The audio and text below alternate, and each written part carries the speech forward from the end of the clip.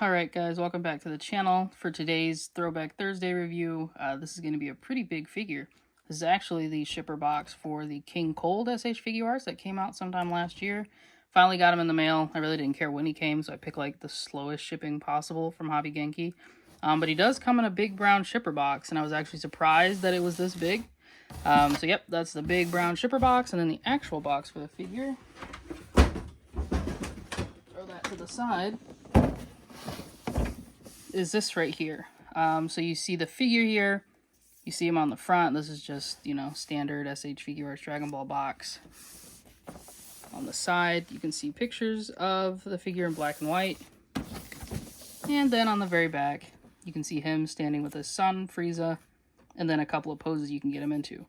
So this guy is huge, and his box is humongous, but let's take him out of the box and kind of condense this a little and see everything that he comes with. Alright, and here's King Cold out of his packaging. This guy is huge.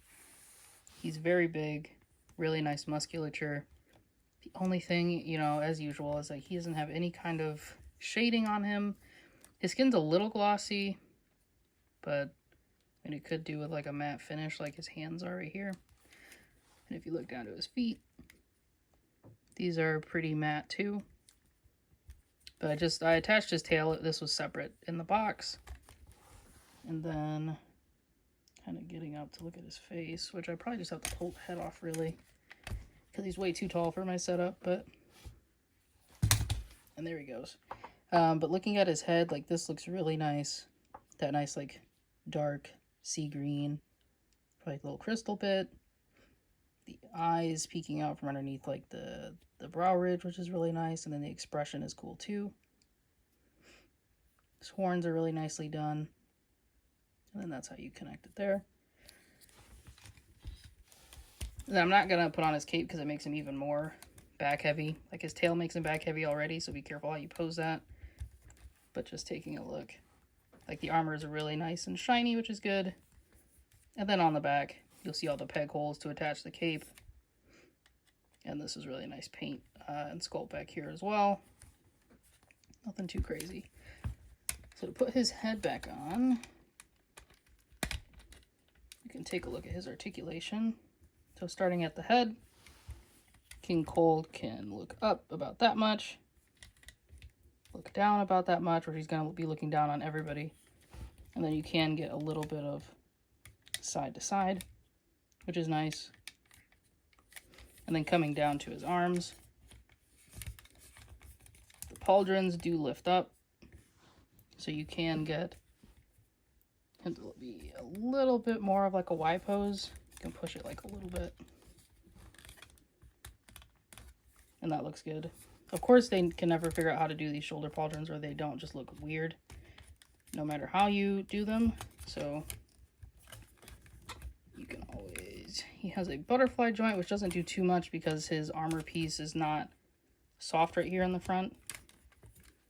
If you do want to put his arms together, that's how far you'll get it. And these do a good job of moving out of the way, but of course if you move them, the arms will move out of position. He does have a bicep swivel. He has double jointed elbows. He's pretty big and pretty muscular, so the double jointed elbows will only go so far before running into the bicep sculpt. And then for his torso, goes back about that much. Crunches forward about that much. He's really not going to be doing any crazy poses. I have a little bit of like a, I don't know if you can really see that, but like a paint defect right here, which I guess doesn't bother me too much, but it is there. He can twist. You can hear that creaking. He can twist just a little bit. And he does get side to side movement, again with the creaking. And then the neck does have its own separate joint. So it does move up and down. It kind of turns with the head as well. And for the legs, you do the full splits. He can kick up about that much. It kind of kicks off to the side because this is not a soft diaper piece. He does have an upper thigh swivel, double jointed knees. Doesn't have any kind of swivel at the shin. But down here you can swivel at the foot. You can go down about that much, up about that much, and then you can kind of sort of get it to turn for an ankle rocker, which is really bad because, I mean, if you want him in a like a wider stance, like he really won't be able to do that without his tail supporting him. And speaking of the tail, there's one big joint, big ball that connects the base port to right here, so it doesn't really go up or down, but you can spin it around if you want to. And then he has two different ball hinges here, so one hinge to make it go all the way around like this, and then another hinge down here near the tip, which makes it go back and forth, and you can spin this as well, whichever way you like. But there's really only a couple orientations you can do to make it, you know, make sense, and then it's kind of like a balancing like stand for him as well. And then one last thing, his hands do operate on like a giant ball peg, so ball peg swivel, you can do whatever you want with it. Another cool thing here is that his gauntlet does swivel, which is pretty neat. You don't see that a lot on SH Figuarts. But yeah, that's his articulation. Can it be better? Yes. Are people going to be doing more than having him either sit in his throne with the rest of the Frieza family or die to Trunks? Probably not, but I don't want to discredit anyone who wants to put him in cool action poses. You could probably get a few, but not a whole ton. So that's the discrepancy there, or I guess the sad part about it. But yeah, let's get into his accessories. So for his accessories, he comes with, you know, pretty much everything you need to have King Cold be King Cold on your shelf. So the first thing, and you know, the thing that probably makes the box really thick, is this throne. Really nicely sculpted. I don't know if in the show it was supposed to look like it's kind of molded out of clay, but that's literally what this looks like. It's soft, actually, so you can kind of squeeze it. If you put a slit in it, I wouldn't be, you know, remiss to say it doesn't remind me of like a piggy bank of some sort, that kind of material.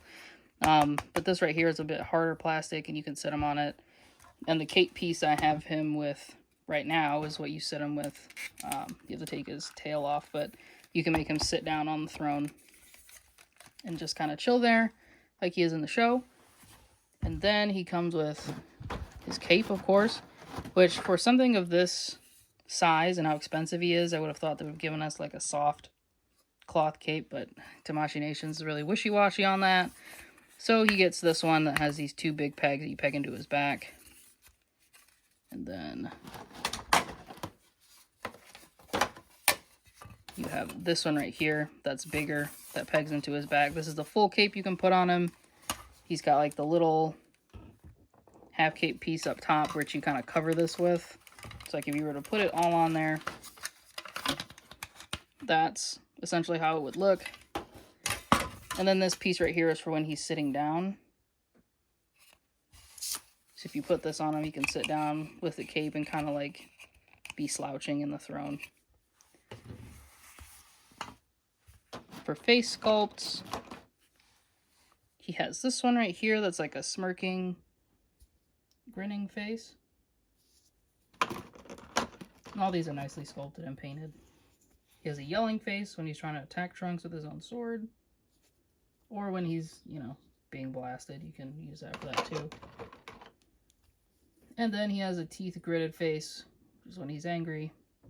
Which all, you know, they all look really nice. For hands, he comes, let's see, with two different hands that have like poses. So this one I believe is when he's just resting his hand on his temple. Bless me. And then this one is when, I also think he's just resting there on his chair. So like doing that iconic pose with King Cold, you're going to use these two hands. Nicely sculpted, painted. They painted the fingernails, which is great. Something they forgot to do when they released Birder. Then he comes with a set of open like gripping hands, or like key blast hands if you want to use it for that.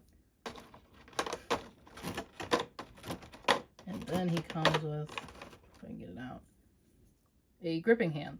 And that is because he comes with the big version of Trunks' sword, which is painted really nicely. And then you just take off the bottom pommel and you can put it in his hand and put this back on there.